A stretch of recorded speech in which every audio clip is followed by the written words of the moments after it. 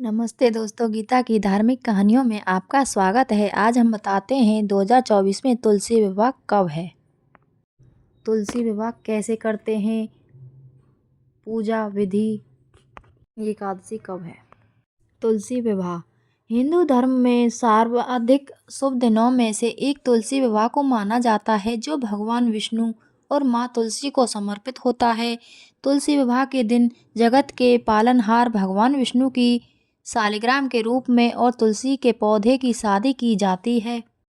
इस दिन तुलसी विवाह का आयोजन पूरे भारत में धूमधाम और अत्यंत उत्साह से किया जाता है। हिंदू पंचांग के अनुसार तुलसी विवाह को हर साल कार्तिक महीने के शुक्ल पक्ष की एकादशी तिथि पर किया जाता है।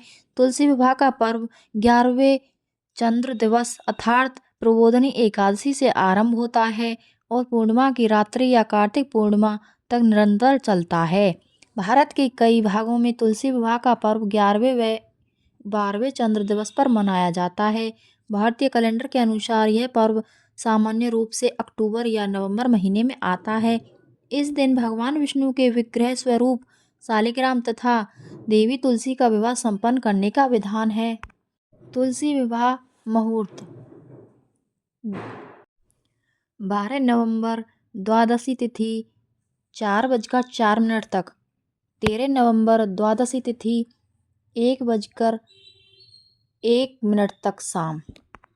तुलसी विवाह से जुड़े रीति रिवाज एवं परंपराएं। भगवान विष्णु और तुलसी विवाह के रीति रिवाज सामान्य हिंदू विवाह समारोह की रीति रिवाजों और परंपराओं के समान ही होते हैं, जो मंदिर और घर दोनों जगहों पर किए जा सकते हैं। तुलसी विवाह के दिन उपवास रखा जाता है, जिसे संध्या काल में विवाह समारोह के आरंभ होने के पश्चात ही तोड़ा जाता है। हिंदू विवाह की भांति ही फूलों और रंगोली से एक सुंदर मंडप का निर्माण किया जाता है। अब तुलसी के पौधे और भगवान विष्णु की प्रतिमा को स्नान कराने के बाद उन्हें फूलों या मालाओं से सजाया जाता है। तुलसी विवाह के दौरान तुलसी का दुल्हन की तरह उज्जवल लाल साड़ी, गहने और बिंदी से श्रृंगार किया जाता है। भगवान विष्णु की मूर्ति या शालिग्राम भगवान विष्णु का प्रतीक को पारंपरिक धोती से सजाया जाता है। इसके बाद जोड़ी को विवाह समारोह के लिए धागे से बांधा जाता है। इस विवाह समारोह को पुजारी और सभी आयु की महिलाओं द्वारा भी संपन्न किया जा सकता है। तुलसी विवाह समारोह का अंत समस्त भक्तों द्वारा नवविवाहित युगल पर चावल और सिंदूर की वर्षा के साथ हो जाता है। इस विवाह समारोह के बाद सभी भक्तों को प्रसाद या भोग वितरित किया जाता है। तुलसी और शालिग्राम की विवाह कथा। धर्म ग्रंथों में वर्णित पौराणिक कथा के अनुसार प्राचीन काल में जालंधर नामक राक्षस हुआ करता था, जिसने चारों तरफ उत्पात मचाया हुआ था। जालंधर बेहद ही वीर और पराक्रमी था और उसकी वीरता का रहस्य था उसकी पत्नी वृंदा का पतिव्रता धर्म। अपनी पत्नी के व्रत के प्रभाव से ही जालंधर इतना वीर बन पाया था। ऐसे में उसके आतंक और अत्याचार से परेशान होकर देवताओं ने भगवान विष्णु से सहायता की गुहार लगाई। सभी देवताओं की प्रार्थना सुनकर श्री हरि विष्णु ने वृंदा का पतिव्रता धर्म भंग करने का फैसला किया। इसके पश्चात विष्णु जी ने जालंधर का रूप धारण करके छल से वृंदा को स्पर्श किया। राक्षस जालंधर पराक्रम से युद्ध कर रहा था, लेकिन वृंदा का सतीत्व भंग होते ही वह युद्ध में मारा गया। वृंदा का सतीत्व भंग होते ही उसके पति का कटा हुआ सिर उसके आंगन में आ गिरा।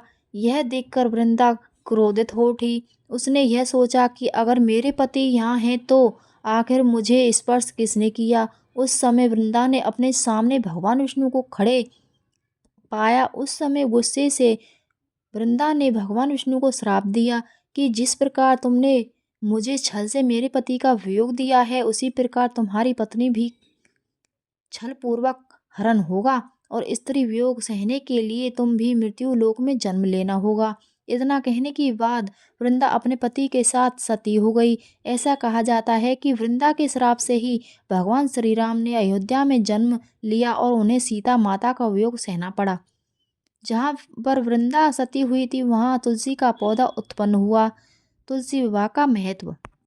तुलसी विवाह का दिन सनातन धर्म में विशेष महत्व रखता है और भारत में यह तिथि हिंदू शादियों के मौसम की शुरुआत के रूप में चिन्हित है। इस दिन को देवउठनी एकादशी के नाम से भी जाना जाता है।